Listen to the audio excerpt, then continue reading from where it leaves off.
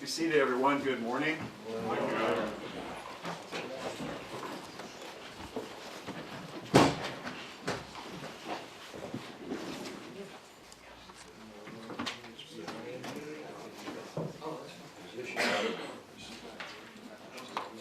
All right, in People versus Robert Durst. Mr. Durst is present. Good morning. He's here with his counsel. We have Mr. DeGuerin, Mr. Chesnut, Mr. Ray, Mr. Lewis. Ms. Bain's not here. All right. She's paying attention though, Judge. All right, and your associate, Mr. Chesnut, is he present today? My associate isn't, but associate of Mr. Lewis. Yeah, this is Alex's work. She'll be helping me when we do the agency. Welcome. Thank you. And for the people, we have Mr. Lewin, Mr. Bailey, and Mr. Miata, Mr. Milius. Anyone else? Sorry, Your Honor, David Williams for the Attorney General's office. Because of the recusal motion. Yes, I'll hear from you in a bit. We've also got, just so the record's clear, Detective Camacho and Detective Shamley and his investigating officers are also here. Thank you. All right, first of all, I did, let me disclose the ex parte communication that I understand was authorized, and that is when Mr. Lewin filed his moving papers, he informed me that at the request of the defense and just that he would ascertain who would be hearing the 995. I told him that it was Judge Calra, and he immediately communicated that. I understand, because I had selected Judge Calra. So with that, Judge Calra is about to select a jury, so he needs to hear you out on the 995 first. So he's waiting in the wings. I will yield my seat to him so that he may hear your argument and rule upon the 995. Very well. He's coming to us. He's coming to us. Yeah, he's coming here. It makes more sense. All right. So very brief recess. He's Thank you, outside. Your Honor, Yes. very briefly, Victor Kovner is here for Mr. Jarecki and Mr. Smerling. Yes. Does the court, I'm just trying to, at his request, has the court made any determination on his ability to intervene? Yes, I have. We'll talk about that after the 995, but I need to Understood. Calra to need to get him on his. Worthwhile for him to stay then, correct, Your Honor? Yes. Thank you.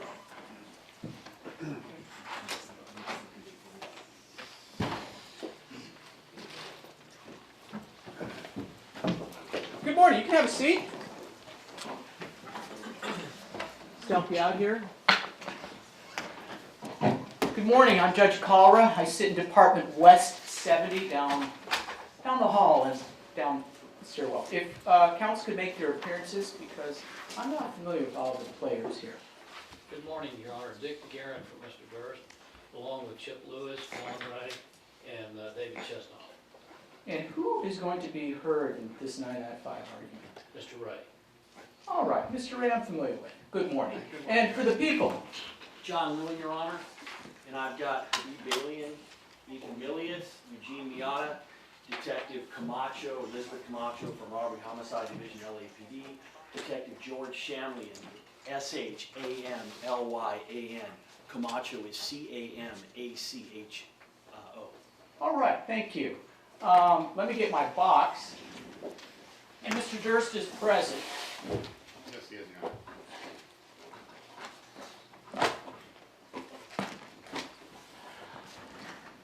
So I'd like to frame the issues. So before I hear from counsel, let me just make sure I understand the issues. So principally, the defense is making two distinct arguments. They're asserting that incompetent evidence, not competent evidence, was utilized by the people in the preliminary hearing magistrate in supporting the holding order. And the incompetent evidence that the defense principally complains about is that the magistrate relied on conditional examination evidence, and the magistrate relied on 1390 evidence, known as forfeiture by wrongdoing. That evidence is not competent, and that is the basis of the support for the holding order. And that is one principal ground. The other ground is there's insufficient evidence for the lying in wait special circumstance.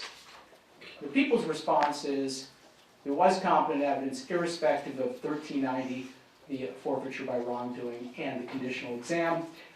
So regardless of the people's position, there was competent evidence. Moreover, under Page, the lying in wait special circumstance was established. The reply indicates that the people in their moving papers conflated the inadmissible evidence, according to the defense, the incompetent evidence, in establishing that there was a sufficient basis for the holding. Did I accurately describe the defense position? Better than I ever could have. Did I accurately describe the people's position? I think, so, Your Honor, with the exception that obviously our position is that very strongly that the evidence was properly admitted. Right. So I guess the point is this. If there was sufficient evidence, accepting for argument's sake, that you cannot rely on 1390 evidence, forfeiture by wrongdoing, you cannot rely on conditional examination evidence. If there was otherwise sufficient evidence that did not meet those evidentiary hurdles, there was enough evidence to support the holding order, regardless of your constitutional challenges to 1390 and the conditional exam. Well, correct, Your Honor, assuming that the other evidence is sufficient, and that, of course, that is a different weighing process. But yes, assuming that it actually would be sufficient and it was legally admitted in spite of these other issues, yes, I would agree with you that it would be sufficient.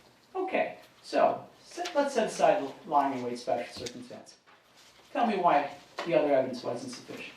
Well, because I don't think that there is other evidence which actually establishes several things. First of all, all the issues with regard to motive and his being in the area and those kinds of things came in through the inadmissible evidence. And what we have is a situation in which, in a very unusual situation, in this case, there was absolutely no forensic evidence whatsoever that links him to the residence or being in the residence or being there at the time of the shooting. There is no eyewitness evidence that has him in the area or at the house or in any proximity to the house during that period of time.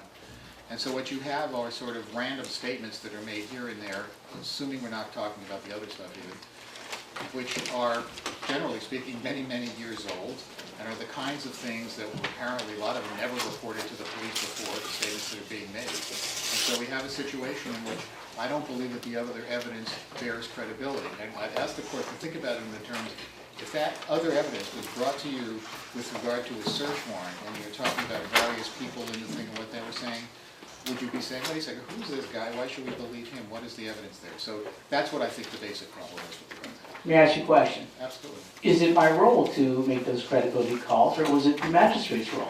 Well, I think that what it is a question of whether there was sufficient indication of credibility simply from the material that was presented. And that's why I brought up the situation regarding the search warrant, because in a search warrant situation where there is not sufficient evidence presented, that's when the magistrate starts saying what's going on here. And so that's why I analyzed those two things. Well, in a search warrant, there's a different analysis. When I'm sitting as a reviewing court for a magistrate, I need to credit all reasonable inferences. I don't make my own determination of whether I would have held Mr. Durst to answer, correct?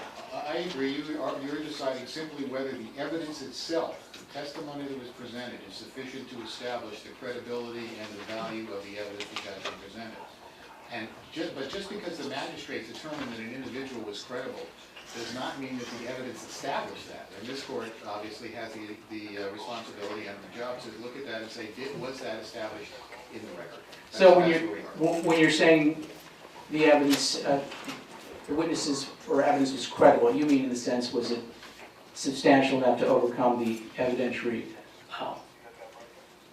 the requirements for the holding order, strong suspicion? Okay.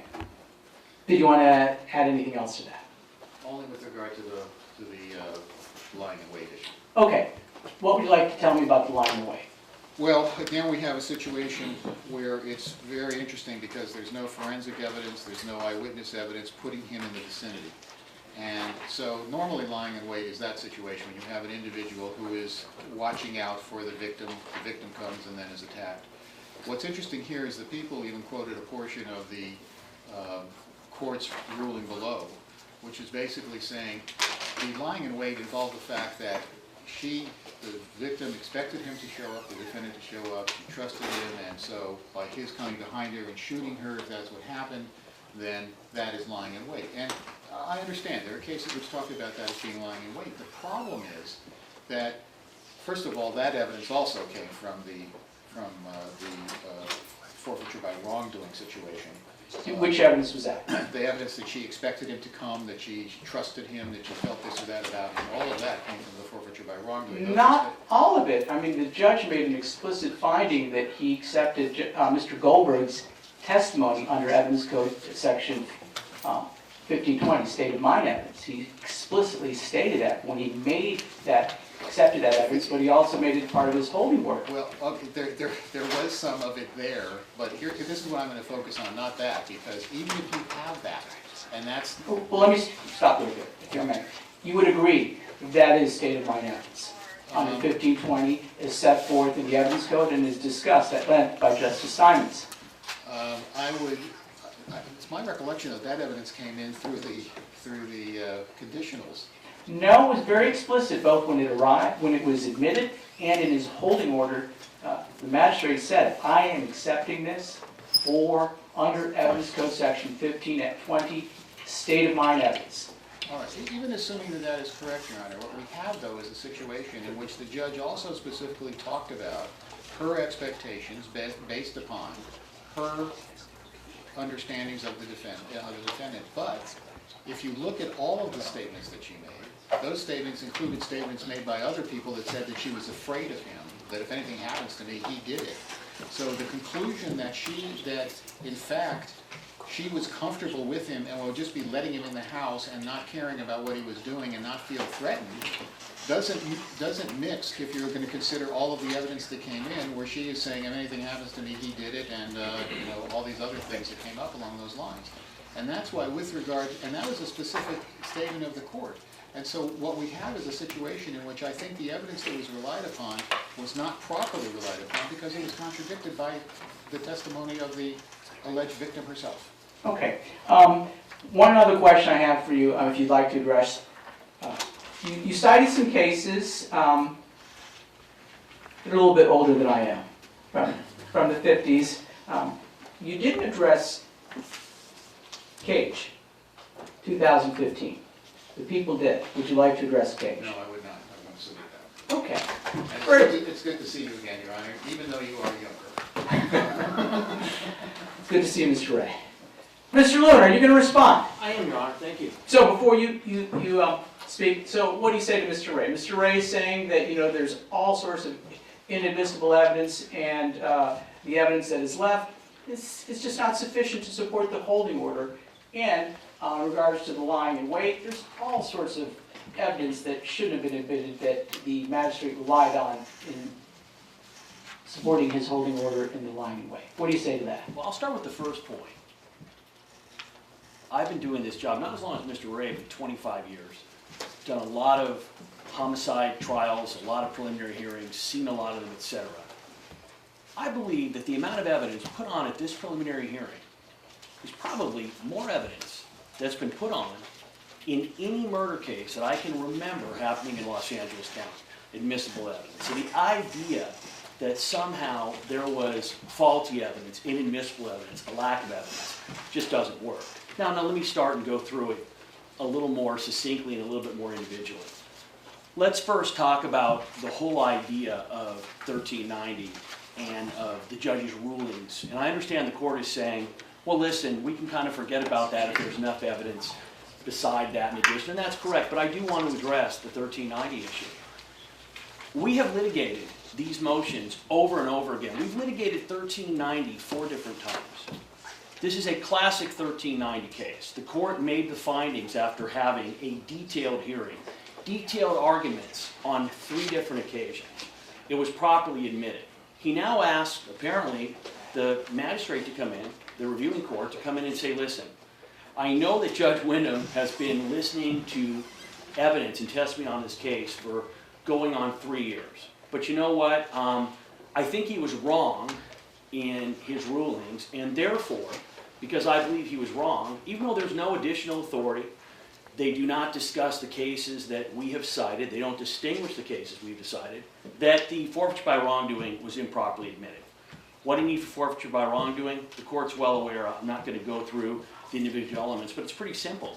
Susan Berman was killed because she was a witness, because she helped Mr. Durst originally cover up the death of his wife, Kathy. She has stated that to numerous individuals. Mr. Ray gets up here and he says, well, Judge, I'd like you to assess the credibility of that evidence. The court very quickly responds, wait, Mr. Ray, is that my job? The court knows it isn't. I think Mr. Ray, he's in a tough position. There's not a whole lot for him to argue. But even if we wanted to somehow look at the credibility of these witnesses, we have somewhere in the area of 10 different witnesses coming in here and saying similar things about statements Susan made under forfeiture by wrongdoing. The court's ruled. It was properly admitted evidence, and it's a classic witness killing case. Let's talk about the conditional examination videos. Now, when you look at Prop 115, and again, we heavily litigated this issue over a long period of time. As prosecutor, when you're doing a Prop 115 prelim, the purpose is to get that information as quickly and as accurately to the judge as possible. So rather than having the investigating officer watch the video again, or in fact come up here and testify to what the video contents were, which we could have done under Prop 115, we made a motion that in essence said, Your Honor, you were actually here for these for these statements. Although Prop 115 doesn't require it, those statements, that information during those conditional examination was subject to cross-examination by these very lawyers. Your Honor, you were here to actually personally assess the credibility of each and every one of those witnesses. And Your Honor, the most expeditious and accurate way of getting that information in front of the court is to take the witnesses themselves, to take the excerpts of those conditional examinations, and to move them into evidence. Now, we stipulated at the time that if the court wanted to consider any other parts of those conditional examinations that were otherwise admissible, because obviously we didn't move in the entire conditional examinations, it would have taken days and days and days. The court had the opportunity, the defense had the opportunity, had they wanted, Your Honor, in their 995 motion, to cite to somehow where there were issues, misleading statements, inconsistencies with any of the evidence we put in. It wasn't there. They simply, again, say, Judge, the magistrate made a mistake, you shouldn't have admitted the evidence.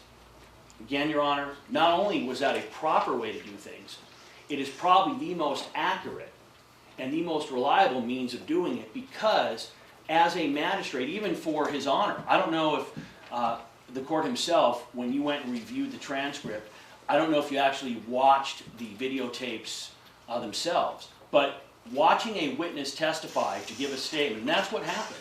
You're watching excerpts of these witnesses under oath giving statements about what happened. So the idea that somehow that's not reliable, that somehow Judge Wyndham erred in admitting the evidence, it ignores every legal argument we've made, which they never addressed. It ignores the multiple hearings we've had, and it ignores common sense and logic. So now let's talk about some of the things that Mr. Ray did mention regarding the case that we had. He says, quote, there was no eyewitness putting him in the vicinity. Well, Your Honor, if we had to have an eyewitness for every murder, it doesn't take a rocket scientist to kind of figure out that most people, when they pre-plan a murder, they don't plan on leaving anybody behind, and they don't invite their friends over to watch. So the idea that there's no eyewitness is exactly what you would expect. But the statement that there's no eyewitness that puts Mr. Durst in the vicinity, well, not quite, because Mr. Durst himself has confessed to this crime on, I believe, 2 different occasions, at a minimum, 3 arguably.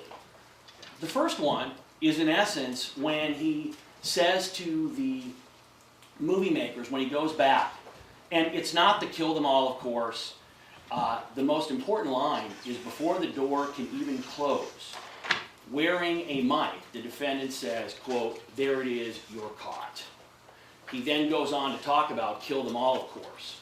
Now, there's been a lot of argument by the defense that the filmmakers edited the video. Well, the filmmakers were making a movie. We didn't edit the video. We brought in the original audio, not video, the original audio, and that's what was played for the court. So the idea of kind of throwing it up there that this is not reliable evidence, it makes for good sound bites, but that's about it. It certainly doesn't go to the reliability of the evidence, because in the end, it doesn't really matter what they edited later, it matters what the original information was. Now let's talk about the no eyewitness part. Mr. Durst, when myself and detectives interviewed him in New Orleans, Your Honor, he basically confessed to this crime, and I just want to, I think it's very important to, in essence, really discuss what did he say during that interview. Exhibit 104A, I'll tell you in a second, Your Honor. you have a page number, you want to follow along? It's in my motion. Let me get to the part that I have here. 1 second.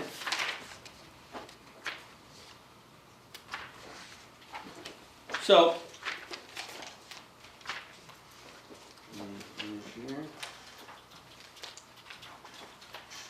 here we go. So by the way, this was played, Your Honor. The defense motion says only part of it was played at the preliminary hearing. The entire 2-hour and 47 interview was played and admitted. So that's kind of the first issue that I think needs to be cleared up. The court received the entire interview. Now, it's important that the defense litigated the admissibility of this interview, by my count, 6 different times, starting when he was arraigned years ago, actually starting the day after the interview occurred, when they went on television saying that we had violated his rights and there was prosecutorial misconduct, and we violated the 5th Amendment and we violated the 6th Amendment. They have done everything they can do to keep this interview out because it is damning. It is compelling. It's a confession. Now, what does he say during that interview? Page number? Yes. Reference in the exhibit 104. Oh, It's 104A, Your Honor, Right, what page? and he's going to be citing things from, I've got this. It'll be at page 105, lines 14 through 21. Thank you. So he is well aware that he's being questioned about Susan Berman's murder. So during the interview, I specifically asked him about his role in the murder. And he says, I said, when you killed Susan, that's not something you wanted to do. That's at page 13, lines 19 through 22. I then say at one point to him that I believed he planned out Susan's murder. That's at page 70, lines 1 through 5. He acknowledged what he was facing when he point blank said, quote, I think you want me to go through the details of Susan's, that's at 105, line 14 through 21. By the way, it's important to remember during that interview, the defendant himself brings up the idea of, in essence, well, what can you do for me if I tell you what you want to know? Now, Your Honor, circumstantially, and what I deal with the last 20 years are circumstantial murder cases. You can't get stronger circumstantial evidence than when you have somebody who's being accused of committing a murder. And instead of saying, I didn't do that, I can't tell you anything, how would you expect me to give that information? When the response is in essence, well, I don't know if I want to talk about that part, or I don't really want to go through that. Not, I can't do it. Or, if I do that, I'll basically be pleading guilty. Your Honor, that's an admission any way you shape it. You can argue it's adoptive. You can actually argue it's explicit. It really works both ways. So we have the defendant during that interview saying that information. In addition, when he's faced with these, what are serious allegations, and he's being pressed about his knowledge, and he's being asked to answer details about the murder, he says, let me just get to this right now. So he says, okay, so now, what would I ask for? If I tell you these things, I'm pleading guilty, and I'm pleading guilty. I'm going back to Los Angeles, to California, and doing my time. That's at 1:05. He then implied that if he answered the questions, that he would like input in the specific institution where he would be housed. That's at 1:05, line 22 to 1:06, line 3. Your Honor, that's a confession. But you know what, if you don't like that confession, let's go to the confession of Nick Chavin. Nick Chavin, who was the defendant's close friend and confidant. We contacted Nick Chavin, and it took us months of recorded conversations, played in their entirety for Judge Wyndham during Nick Chavin's conditional examination. Nick Chavin started off by, in essence, saying, I don't know anything. I can't tell you. And over time, he ended up explaining what it was that he knew. And he knew two things that are very compelling. Number one, he was another 1390 forfeiture by wrongdoing statement, because Susan used to say to him, Well, let's let those statements aside for a moment. sure, Let's just focus on what was admissible absent 1390 of conditional exam. okay, so Nick, Your Honor, Nick Chavin was I admitted know. outside of 1390. I know, there was a stipulation. Let's focus on that stipulation if you want. okay, so you want me to ignore the 1390 statement? Well, that's the framework I'm proceeding on. Assuming that there's sufficient evidence without the conditional exam and without the 1390, do I even need to address those issues? Your Honor, we would like the court to address those issues only because, As an advisory opinion? well, it's interesting. We keep having hearings, it keeps being admitted, and the defense keeps filing new motions with the same material, etc. Your Honor, I'm an optimistic guy. Maybe today, if you say, you know what, based on the information I have and what I've reviewed, that 1390 evidence was properly admitted, maybe it'll stick. So we're asking for it. Given the court's expression, I'm not overly optimistic that you're going to take me up on that I don't request. generally give advisory opinions. Well, Your Honor, I think that, again, Mr. Ray has explained that the defense perspective is that that information was necessary. And so I think the court, in responding to Mr. Ray, could certainly, and I don't think it would be advisory, it's responding to defense counsel's argument would be, listen, Mr. Ray, the evidence in this case, separate and apart from 1390, is sufficient. But in answering your argument, there is not one bit of evidence that you have put in any of your motions that in any way causes me to question the ruling, the reasoned ruling by Judge Wyndham. I don't think that's advisory, Your Honor. I think it's responsive to an argument the defense is making. Okay, I appreciate it. Let's circle back to what competent evidence there is to support the holding order separate and apart from the conditional exam of 1390. Your Honor, the people's position, I just can't state this more clearly, is that every piece of evidence we introduced is competent. I know the court is kind of skirting the issue and saying, well, let's exclude that evidence for now and see if it's adequate evidence for holding answer without it. It was competent, Your Honor. It was competent, it was admitted. And I don't think it's advisory for this court to look at the entirety of the preliminary hearing and say, based on this competent evidence that was admitted, there's sufficient evidence for this holding answer. I appreciate what you're saying, but I'm setting the table here, framing the issues. Your Honor, if Mr. Milius or Mr. Miata got up and requested, would that help or no? Do you have anything else you want to tell me? I do, Your Honor. Let me go back to Nick Chavin. So Nick Chavin came in and he testified. And Your Honor, his testimony was compelling. This is Bob Durst's closest friend other than Susan Berman. And what does he say? He says, listen, I never believed that Bob had anything to do with Kathy Durst. I didn't want to believe it. Never believed it. You know what? Finally, Bob says he wants to have dinner and he's going to tell me about Susan and Kathy. And Your Honor, you can't make this up. This is out of a movie. You can't make it up. It's so dramatic and it's so trustworthy and it's so believable. And Your Honor, again, I'm just asking the court, I don't know if the court has to reveal this, but I think it would be helpful. The court is certainly not in any way required to have watched the actual exhibits, the video that was moved in.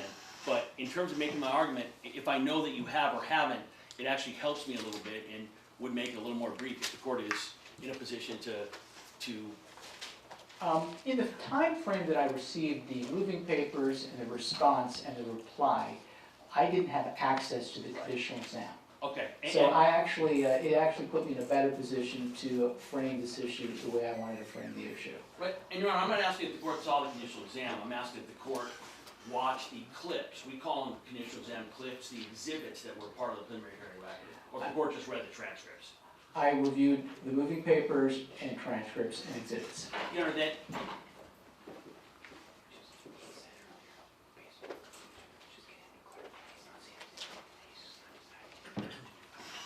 so Your Honor, going back to Mr. Chabin, and again, this goes to Judge Wyndham's ability because he was listening and evaluating these witnesses themselves.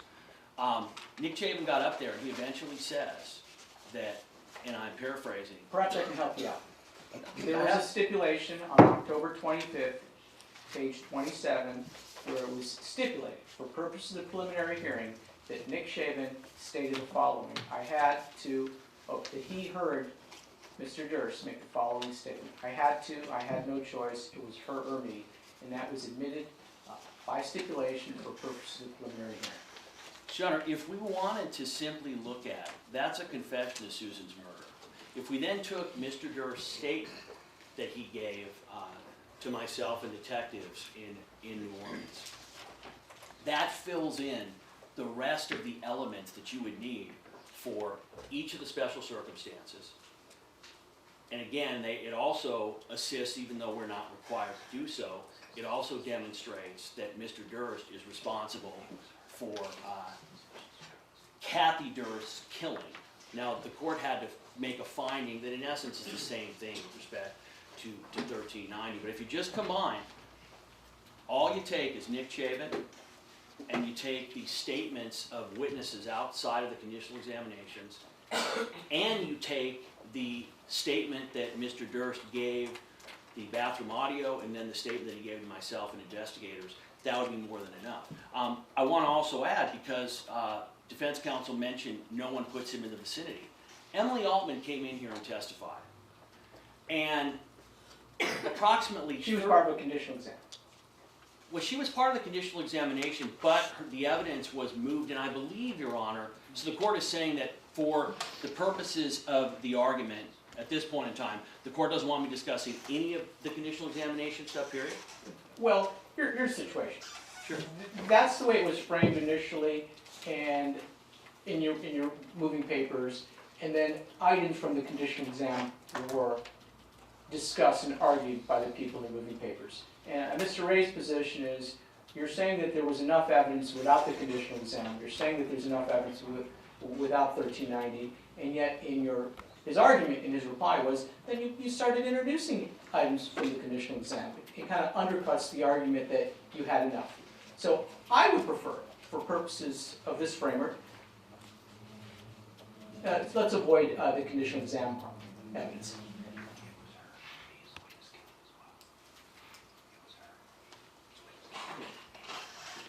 And obviously, Your Honor, the idea in terms of the special cert for the witness killing, and we haven't heard, I'm not addressing every element, because obviously the defense, as the court very succinctly stated, the defense didn't question many of the elements, many of the issues involved. They really cut it. So I'm not going to go into witness killing. Obviously, we certainly have it with the statement, it was her, me, and the other evidence that was admitted, non-conditional witnesses regarding the history. Mr. Durst has also himself admitted to an abusive, controlling, emotionally and physically violent relationships with Kathy. And it's very interesting. It was his statement, Mr. Durst's statement, which was admitted, where he in essence told the filmmakers that Susan had said to him at that time that the police wanted to speak to her about Kathy, and that at that point in time that Susan had responded that that's what she was going to do. And Mr. Durst had a very interesting, it was a little bit hard to hear, but his response was something to the effect of, well, what am I going to do about it? And we saw what he was going to do about it. So now I'll get to it. I think I've covered everything but the special cert of Lying and Wade. And I think, Your Honor, it's almost mind-boggling. I want to understand this.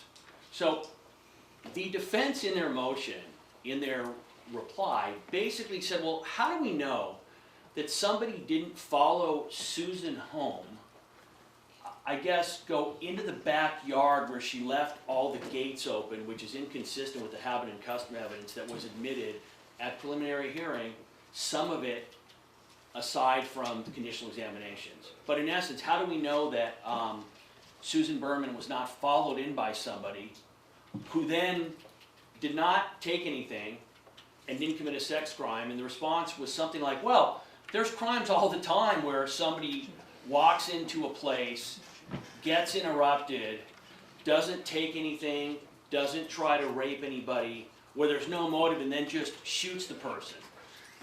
A couple of problems. You don't interrupt somebody from behind. The evidence is incontrovertible. Susan Berman was executed from behind at close range. We're not relying on 1390 evidence for that, Your Honor. That's the physical evidence that we have. Now, because, Your Honor, we have evidence that was properly admitted regarding Susan's habit and custom, some of which came through at the preliminary hearing. It was admitted both as preliminary hearing evidence and as conditional examination evidence, because the court remembers there were numerous witnesses who testified during preliminary hearing that were also testifying as conditional examination witnesses because of their age, etc. One because of its health. So there is evidence that was admitted at preliminary hearing regarding Susan Berman's habit and custom relating to her fear of strangers, etc. So the idea that, first of all, this was some robbery or sex crime gone bad, and that somebody then executed her and left, defies all common logic. It's a silly proposition. It's a desperate proposition. But then, let's go a step further. So, we've got Susan Berman, who is executed in her own house. Now, how does that happen, given that we have this heightened concern about security? Circumstantially, that means that she had to let her killer inside. Now, unless we believe that somehow her killer came down there, gained admittance, and then, without even thinking about it or planning it, shot her in the back of the head, that person, Your Honor, concealed their purpose. Okay, let me interrupt you if I may. Sure. Do you want to address the substantial period of watching and waiting? So let's talk about substantial period of watching and waiting. First of all, I think that Cage discussed it and described it as good, better than I can. But I would just add, in addition to what we wrote in our motion about Cage, which, by the way, Your Honor... Which I've read. What's that? Which I've read. Clearly. It's interesting, Your Honor, that wasn't cited in any of the defense briefs. How you cannot deal with Cage when it's the main Cal Supreme Court issue on the case is disturbing. But continuing, Your Honor, does it make sense, just from a logical standpoint, that the legislature intends, so if you, according to the defense theory, if you go and you plan to kill somebody, all right, you plan to kill someone, and you know that you need that person to let you in, to open the door because they trust you, and you don't have your gun out when you're starting, because obviously that wouldn't be concealing your purpose, then does it make sense that you're going to have a set time of waiting and watching? So, as an example, would that mean then that if right at the doorway she opens the door, turns around, and is shot, well, that's not a substantial enough period of waiting and watching? That doesn't make sense. But if we really want to go there, Your Honor, what we know is that Susan Berman was not killed at the doorway. We know that Susan Berman, her body ends up being found towards the rear of the house. So she has to get in, and the evidence is very clear what happened. She sees Mr. Durst, one of the few people she would ever let into her house in the middle of the night. Just nobody. She just doesn't do it. We have the testimony. That's just not who she is. She's very private. She's phobic, etc. She lets him in. She turns around to take care of the dogs. And the one saving grace in this case is that that woman never knew the betrayal that happened. because there was not 1 second of awareness. There's no defensive wound. There's no effort that we can tell to run. She shot what is in essence execution style at point blank range.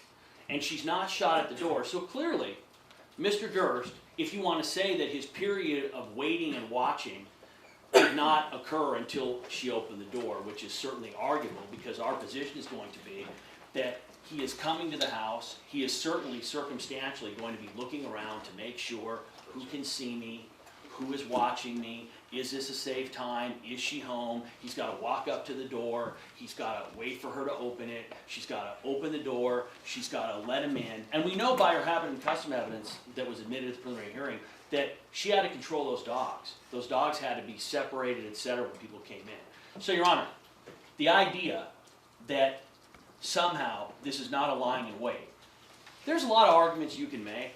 I don't think any of them are very good, but if you want to make the argument that Bob Durst is not the person who murdered Susan Durst by lying in wait, I guess you can make it. The confessions don't help, and the circumstantial evidence doesn't help, and the cadaver note that he wrote doesn't help, which again goes back to forensics and physical evidence. So, if I may, so, Sure. so essentially in response to the substantial period of watching and waiting, you're acknowledging there's not direct evidence, but there is sufficient circumstantial evidence to infer that there was, from the circumstances of the crime, that there was sufficient evidence of substantial period of watching and waiting. That's in essence your argument. Yeah, not even substantial, overwhelming, Okay. evidence beyond a reasonable doubt. It's circumstantial evidence, which as the court knows, when you go through, whether it's CalCrim or it's CalGIC, I know the defense has criticized the circumstantial evidence, but it's just as good, it's just as overwhelming. It can't be wrong, it can only be subject to either reasonable inferences or unreasonable inferences. And as I've said, there is no reasonable inference from the evidence that whoever committed this murder did not do so in any other way, in any other means than by lying in wait. And now let's talk about the cadaver note, because we've talked about a lack of physical evidence. Cadaver note's very important because it tells you several things. Number one, Your Honor, individuals who send a note after they've killed somebody wanting the body to be found. And let's face it, there's only one reasonable inference. Whoever sent that note wanted the body found. There's not another reasonable inference. The body is inside the location. The only reasonable inference would be that person wants her body found. So now you go, well, who would care about wanting her body found? Well, someone who's close to her, someone who knows that she's Jewish, someone who cares and has an interest in making sure that Susan receives a proper burial, somebody who did not kill Susan because they wanted to kill Susan, but killed her, as he said to Nick Chabin, because he didn't have a choice. And one of the things that's ironic about this case, Your Honor, and it overwhelms kind of everything, the crimes Mr. Durst have committed are horrendous, but they're not crazy. He killed his wife, and the two crimes that he committed after that had to do with covering his tracks. And although you can say how awful that he killed his best friend, well, he killed her to silence her. Now the problem was, from Mr. Durst's perspective, is he didn't do it near soon enough, because she had already told numerous people what she had done. So now you have the cadaver note. And by the way, Your Honor, can we have a better assessment of the cadaver note and what it means than Mr. Durst? Mr. Durst says, quote, only the killer could have sent that note. It's not my quote, that's his quote. Only the killer could have sent that note. How do we know it's him? Well, you can look at the writing yourself under Evidence Code section 1417, and you can do the comparison yourself and see, yep.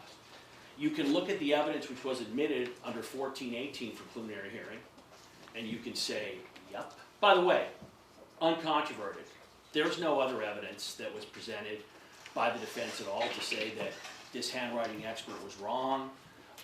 You have the misspelling of Beverly. Does that in and of itself, can two people misspell Beverly? Sure, I guess it could happen.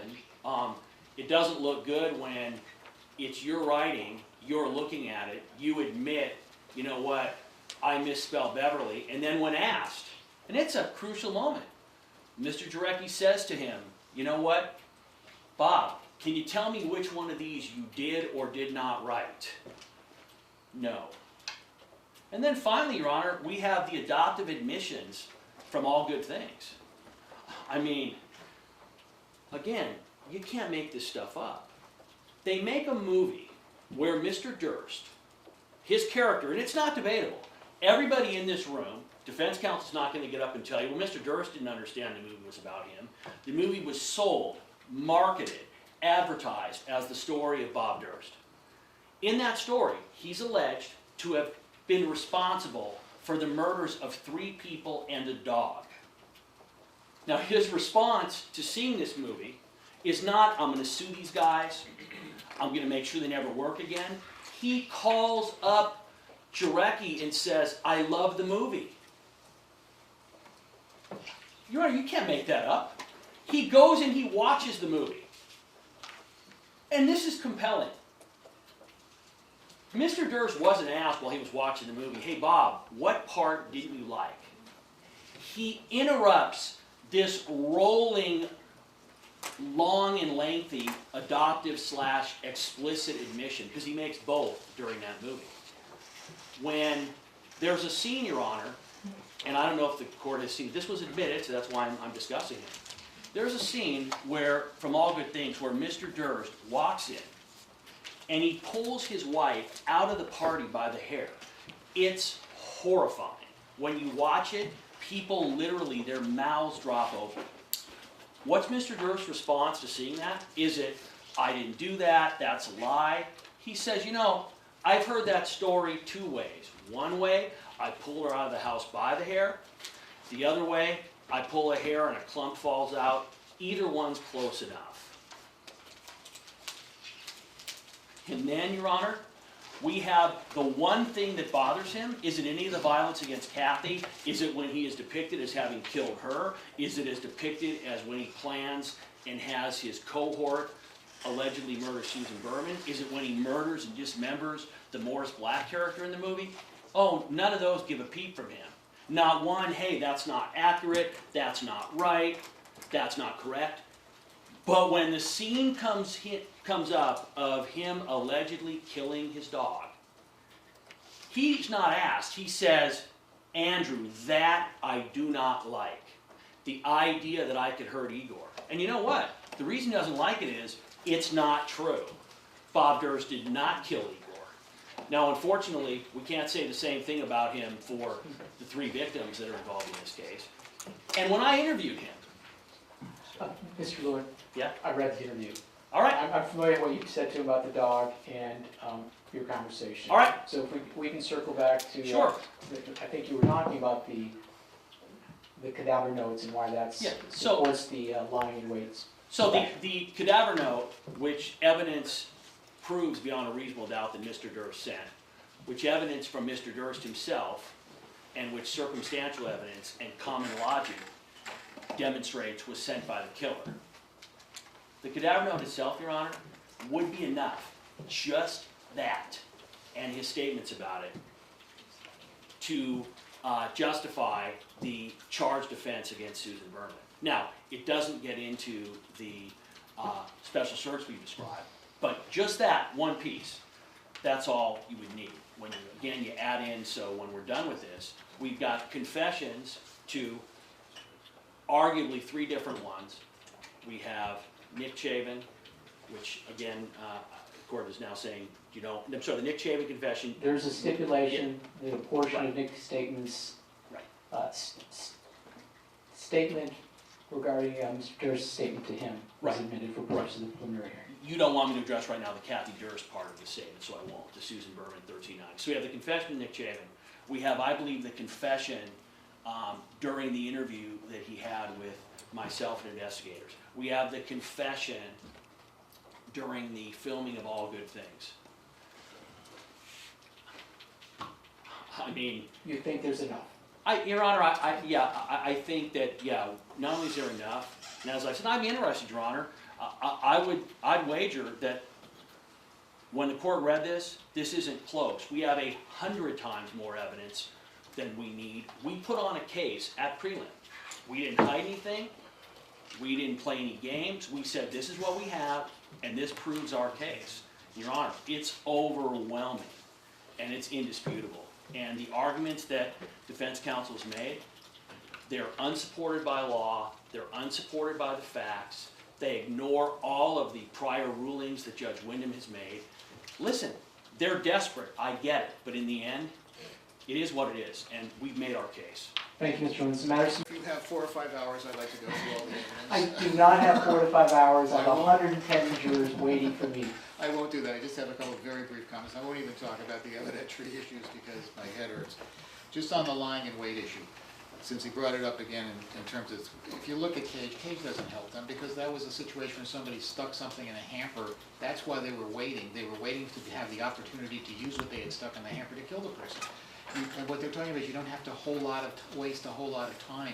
There has to be just some substantial amount of time. What I'm saying here is we do not have that situation. We do not have a situation from which that could be based upon the circumstances described during the preliminary hearing by the court in terms of she was a friend of his and she didn't expect anything, when the evidence also indicates that she wasn't a friend of his to the point that she didn't expect anything because she told other people that. So if that evidence is going to be considered, then all of it should be considered, and simply lying in wait just simply isn't established. Okay, this matter submitted. Submitted, Your Honor. And Mr. Lynn? Yes, submitted, Your Honor, thank you. Okay. And I want to thank the court because I know this has been a huge burden with all the material that was submitted on this case. Oh, no, I appreciate the lawyering. I enjoyed the last few weeks, along with my other responsibilities. We want to thank the court as well, Your Honor. Obviously, this is not a quick and easy assignment. I'm guessing at least it wasn't boring. It was, I appreciated the lawyering. I really did. And with that, I know there's a lot of people interested in this, Mr. Durst, his lawyers, the prosecution team, and a lot of other people in the public. But I want to begin because my role is really limited. It really is. We had a judge who did the preliminary hearing. That was a magistrate. It was Judge Wyndham. He's also the trial judge. But in that role, he put on a magistrate hat. I am sitting as a reviewing court in a limited sense. It's true that preliminary hearings have important roles. They are designed to weed out groundless or unsupported charges. And they act as judicial check on the exercise of prosecutorial discretion to help ensure that a defendant is not charged excessively. So a preliminary hearing serves an important role. But it changed in 1990 when Proposition 115 was added. It's a much more limited role. No longer does a defendant enjoy a constitutional right to confrontation under the Sixth Amendment. There are limited rights under due process and under the Penal Code. And while those rights are there, they're not as coextensive as the Sixth Amendment right to confront. Moreover, under traditional law, a 995 motion gives me a limited role in the sense that the information shall be set aside if the defendant has been committed without reasonable probable cause. That's the standard. And the standard is an objective standard. It's not what I would do if I was wearing that preliminary hearing magistrate. It's an objective standard. What a person of ordinary caution or prudence would be led to believe and conscientiously entertain a strong suspicion. That's it. It's not proof beyond a reasonable doubt. I'm not here to substitute the judgment of a jury. Jurors decide cases proof beyond a reasonable doubt. I'm here simply to determine whether the magistrate had a strong suspicion or not, period. And because of that, I can't substitute my judgment. I cannot do that. Nor do I necessarily weigh the credibility of witnesses. That was the magistrate who did that. So, I, in my role, cannot set aside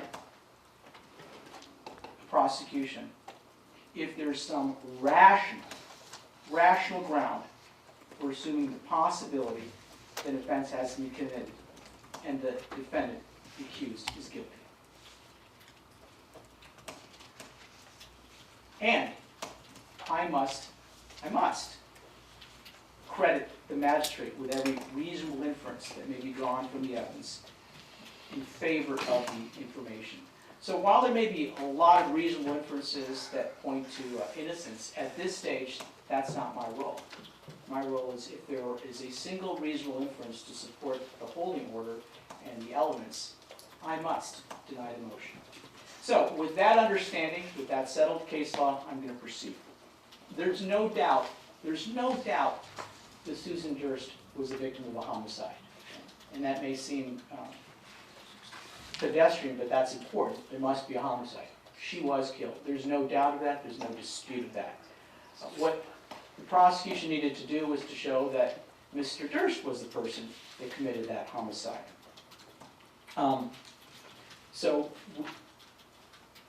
Both sides may not have liked this, but my framework was the path of least resistance. Since the defense framed the issue that there was inadmissible, incompetent evidence because of Evidence Code 1390 and because of the conditional exam evidence, and without that evidence that was critical to the holding order, there could be no holding order. I approached it very simply. If there was sufficient evidence without the 1390 evidence, forfeiture by wrongdoing, and without the conditional exam, I must deny the defense motion. People might have liked that, but since the defense framed the issue there, and they acknowledged that they framed the issue that way, it makes my job a lot easier. And that's the way I approached it. So I did my best to cull through the transcripts, and I did read transcripts, and I did read the preliminary hearing testimony, and I did read the moving papers. And I appreciated the fact that the magistrate actually, in his holding order, as carefully as possible, indicated when he was relying on conditional exam evidence and when he was relying on 1390 evidence. And he did his best to indicate that it wasn't critical to his holding order. Now, I'm not bound by that because I had to make my own independent assessment to ensure that there was sufficient evidence. So I didn't rely on his labeling that he wasn't relying on that. I went through and looked at it all. And I was very careful to focus the evidence that was not relying on 1390 and not on conditional examination. And in some, and I'll highlight the base of my holding, that relying simply on the evidence admitted for the preliminary hearing, separate and apart from the 1390 evidence, forfeiture by wrongdoing, and the conditional exam evidence, the people had met their burden, and the magistrate's order established a strong suspicion for the homicide charge, with the special circumstance, the two special circumstances. And I'm going to outline briefly, the basis of my order. We have, regards to the homicide, that's the first issue. We have, under Evidence Code 1250, it's very well settled state of mind evidence that Susan expected to see Mr. Durst, the defendant, over the holidays. And that was admitted on April 17, 2018, preliminary hearing transcript, page 116, and that was testimony or evidence offered by Mr. Goldberg. We have evidence that Mr. Durst had an opportunity. In other words, he was in the area. True, there's no direct evidence that he walked into the property of Ms. Durst and committed the offense. Ms. Berman? Excuse me? Ms. Berman? Excuse me. Excuse me. Thank you. Thank you. Did a lot of reading. He acknowledged to Mr. Lewin, Exhibit 104, that he was in California and left San Francisco on December 23rd. He acknowledged that he almost never took a red eye. He acknowledged that it was his usual route in visiting his property up in Northern California was to fly from New York to San Francisco to Eureka, and then drive to Trinidad. And in this particular occasion, and then reverse the route. He didn't fly back to San Francisco from Eureka. For some reason, on this date in the year 2000, he showed up at the ticket counter and bought the ticket at the ticket counter at approximately 10 p.m. on December 23rd. And this is significant because Ms. Berman's body was found on December 24th, and according to the undisputed evidence, she'd been dead for at least 24 hours. In other words, Mr. Durst was, at least in the San Francisco area, on December 23rd. And added, it was unusual, very unusual for him to take a 4-day trip from New York. It's a long flight. Then we have the act that caused the death. And the people are correct, there were admissions. They've labeled them confessions, but at the very least they're admissions. Admissions where he entered the bathroom when confronted with these allegations. His statement was, there it is, you're caught. Killed them all, of course. I didn't rely on the edited version that appeared on, I guess it was HBO. I relied on what was admitted in this courtroom. There was another admission to Nick Chavin that was admitted by stipulation, where Mr. Durst stated to Mr. Chavin, I had no choice, it was her or me. That was admitted on October 5th, 2018, at page 27. Now, you need slight evidence because of the sufficiency of evidence rule that is essentially the corpus delicti rule. And there is slight evidence to corroborate that. There's the cadaver notes. There's the note that Mr. Durst acknowledged some letters where he wrote to Susie from Bobby. The cadaver note was discovered and mailed to, I guess, the Beverly Hills Police Department. Beverly is misspelled. It is reasonable to infer that the person who sent the cadaver note had knowledge of the crime. It is reasonable to infer that it was more than just knowledge, that that person was involved, and if not, committed the offense. And we have evidence that has been unchallenged, and through a stipulation to Lloyd Cunningham, that the person who wrote the cadaver note was also the person who wrote the note to Susie from Bobby, and Mr. Durst acknowledged writing those letters. That is more than slight evidence.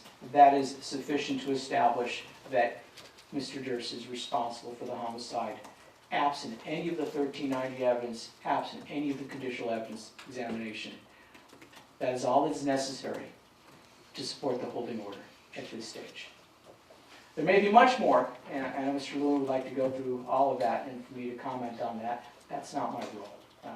There's no extra credit here. Once you reach the threshold, you've reached the threshold. In regards to the witness killing, special circumstance. It was not addressed really in the defense moving paper. It was a general insufficient evidence. Suffice it to say, there was sufficient evidence by witnesses who testified at the preliminary hearing, admitted about a history of domestic violence. We have Dr. Helen Block, we have Dr. Halprin, we had 115 evidence of Tom Hughes talking about all of that domestic violence evidence regarding that was committed by Mr. Durst against Kathy Durst. Mr. Hughes also found the dig note, and that is significant because that is evidence of consciousness of guilt. In other words, a checklist of how to dispose of a body. That is consciousness of evidence. We have evidence from Mr. Durst himself admitting domestic violence to Ms. Durst. That's in Exhibit 99A. He went through the hair pulling incident. So why is domestic violence evidence significant? It's evidence because it shows motive, it shows opportunity, it shows planning, it shows a reason for the killing. We have admissions by Mr. Durst, also domestic violence in Exhibit 100A. I don't need to go through it all. I don't think that's in dispute. We have evidence on the night of Miss Kathy Durst's disappearance, an admission by Mr.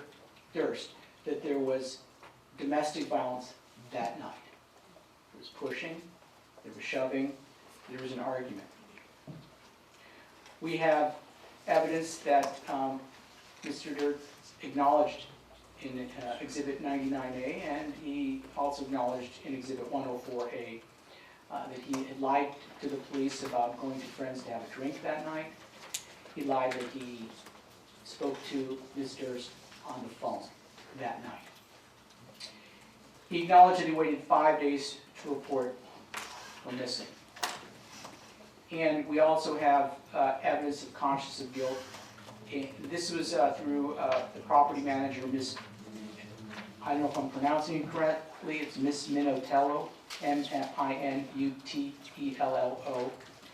A lot of that was conditional exam, but I was very careful. On April 16th, 2018, at pages 60 to 65, there was evidence admitted through the preliminary hearing without the conditional exam, based upon her personal knowledge, without objection, that she just saw some of the property that was thrown away.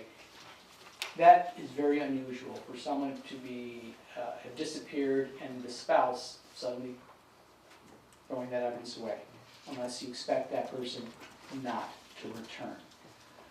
All of that is strong circumstantial evidence that Mr. Durst was involved in, if not the killer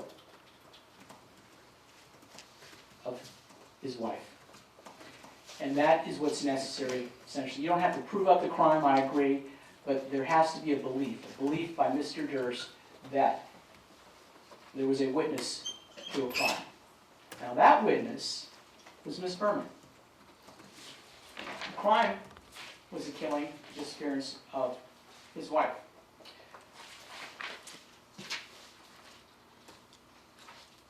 So how do we have evidence of the witness special?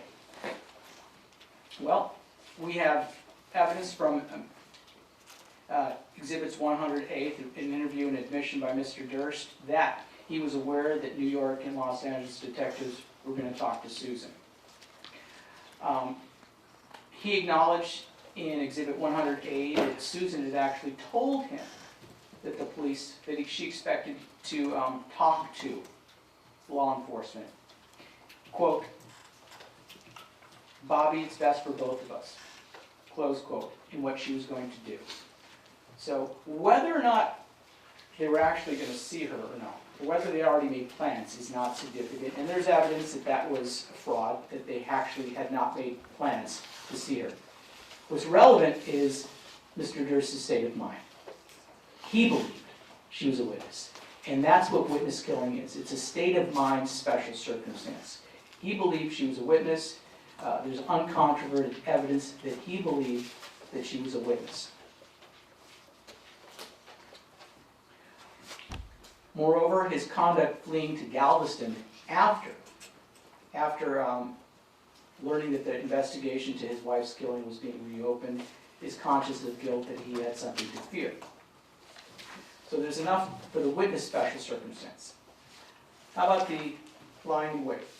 Well, Cage, People versus Cage, the case that I'm bound by, it's a 2015 California Supreme Court case, 62, Cal 4th, 256, sets forth essentially the elements. One, there has to be concealment of purpose. Two, there has to be a substantial period of watching and waiting for an opportune time to act. And three, immediately thereafter, a surprise attack on an unsuspecting victim from a position of advantage.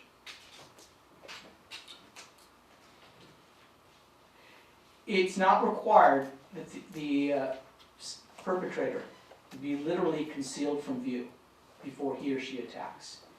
It's the purpose and intent that must be concealed. Again, it's your state of mind. That's the type of special it is. It's a situation where, as opposed to acting rashly, someone acts insidiously. The length of time, according to the California Supreme Court, provided in duration is such as to show a state of mind equivalent to premeditation and deliberation. So it's essentially the factors concealing a murderous intent and striking from a position of advantage and surprise.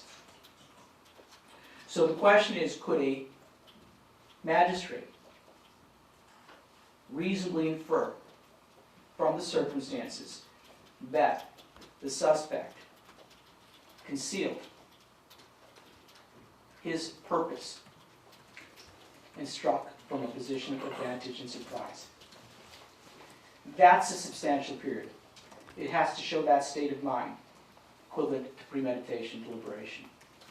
So we don't have any type of direct evidence how long Mr. Durst was outside the residence, nor do we need such evidence. It's the circumstances of the killing and the manner of the killing that establishes this concealment, this intent, striking from a position of advantage, surprise. First of all, he was up in San Francisco. He didn't just show up in the LA area. That's a good drive. It takes some time, it takes some thought. The weapon used to kill Ms. Berman was a gun. The gun didn't just appear. He had to acquire the weapon. He had to think about his intent. In Cage, the court found beyond a reasonable doubt that a jury could infer that this substantial period could be established because apparently the perpetrator entered the location with like a shotgun concealed in a laundry hamper. And the victim was not killed at the door, it was after entry. That was enough for our Supreme Court to find the special beyond a reasonable doubt. The standard here is much lower. It's a strong suspicion. If that is enough beyond a reasonable doubt, then certainly the evidence here, and the circumstances in which Ms. Berman was killed at close range from behind, is sufficient. To be clear, we have Mr. Goldberg. It's admitted, state of mind evidence, expected to see Mr. Durst over the holidays. We have witnesses received at the preliminary hearing without relying on 1390 or conditional exam, several witnesses. Susan Berman never opens the door. We have Mela Kaufman, who's received 115 and under 1237 without objection. We have Sarah Coffin, Exhibit 92, never allowed stranger. No, that's going to strike that. That's a mistake.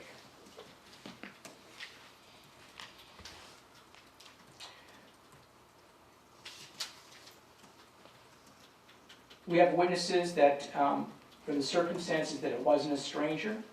It's unchallenged, shot from behind.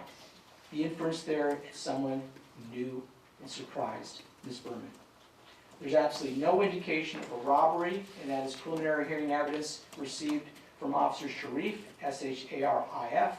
Nothing of value was taken. A computer and purse, money, and credit cards was left behind. No indication of a forced entry. I know the defense say, well, the back door was open. That's one inference that doesn't have to be accepted. And there's no evidence of a sexual assault. The circumstances of the killing establish there's Mr. Durst. The circumstances of the killing establish the special circumstances lying in wait. And that's all that's necessary for this court to deny the 995 motion. I know the people very would like for me to offer an opinion regarding 1390 and the conditional examination. This is what I would say. 1390, as the defense in their moving papers at page 26, line 23, talks about the fact that how can a court make a finding on forfeiture by wrongdoing, even by a preponderance, when the defendant is shrouded with the presumption of innocence and no determination of guilt has been made. Continues on page 27.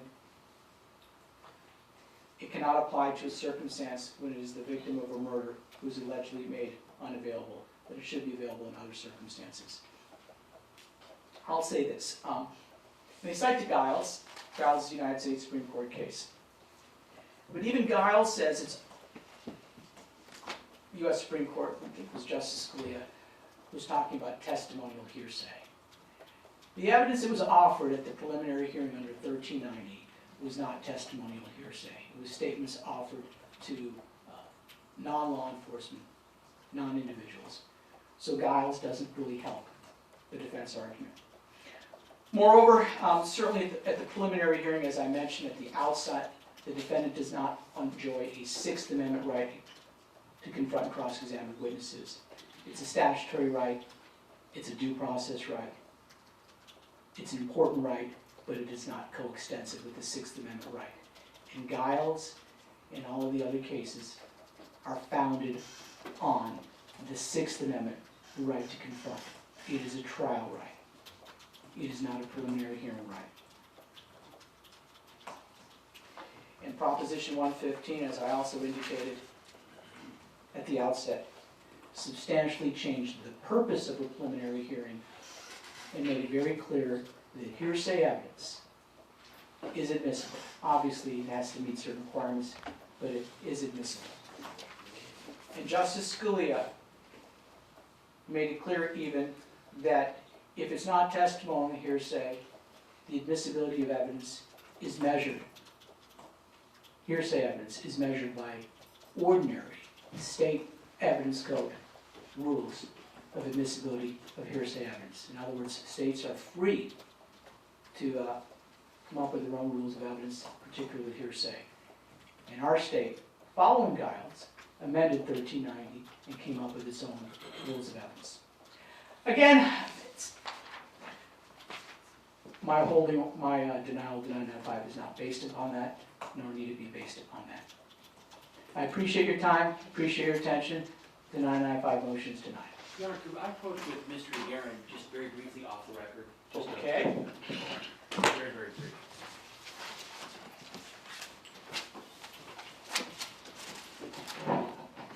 You want to see you?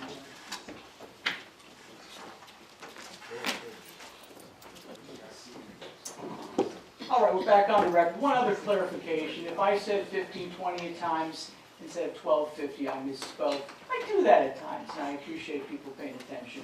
I clearly meant the state of mind hearsay exception under 1250. If I misspoke, I apologize. We move for dismissal as a result. I'll take that under submission, Mr. Wright. Okay, my role in here is done. I appreciate your time and attention. I'm going to return it to the trial judge, Judge Winter. Thank you, Your Honor. Thank you. Thank you all.